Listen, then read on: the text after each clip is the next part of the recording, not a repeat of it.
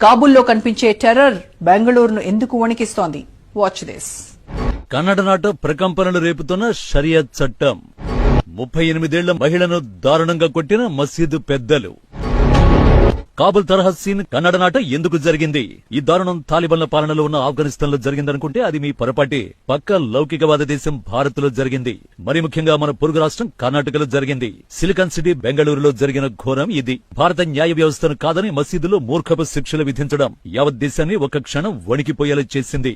అసలేం జరిగిందన్న ప్రశ్నకే వస్తే, బెంగళూరులో నివసిస్తున్న షబీనా ఇంటికి ఈ నెల 7న తన బంధువు నస్రీన్ వచ్చింది. ఆ రోజు ఇద్దరు మహిళలు షబీనా పిల్లలతో కలిసి బయటకు వెళ్లి సాయంత్రం తిరిగొచ్చారు. ఆ రోజు షబీనా ఇంట్లోనే నస్రీన్ ఉండిపోయింది. ఆ సమయంలో ఫయాజ్ అనే వ్యక్తి నస్రీన్ ని కలిశాడు. ఆ తర్వాత కాసేపటికే షబీనా భర్త జమీల్ అహ్మద్ షమీర్ ఇంటికొచ్చాడు. ఆ సమయంలో ఇంట్లో ఫయాజ్ ను చూసి తన భార్యను అనుమానించాడు. తర్వాత తవరేకెరేలోని జామా మసీదుకు వెళ్లి భార్యపై ఫిర్యాదు చేశాడు.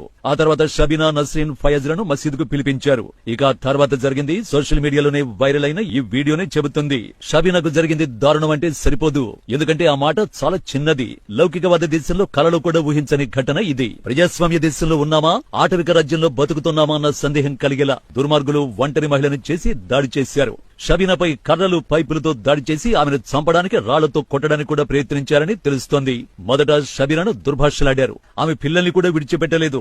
అంతటితో ఆగకుండా దాడి వీడియోను ఆన్లైన్ లో ప్రసారం చేశారు. ఈ వీడియోపై తీవ్ర ఆగ్రహం వ్యక్తం కావడంతో పోలీసులు 6గురిని అరెస్ట్ చేశారు. మహమ్మద్ నియాజ్, మహమ్మద్ గౌస్పీర్, చాందుబాషా, ఇనాయతుల్లా, దస్తగిర్, రసూల్ వీరి పేర్లను షబీనా ఫిర్యాదులో పేర్కొన్నారు.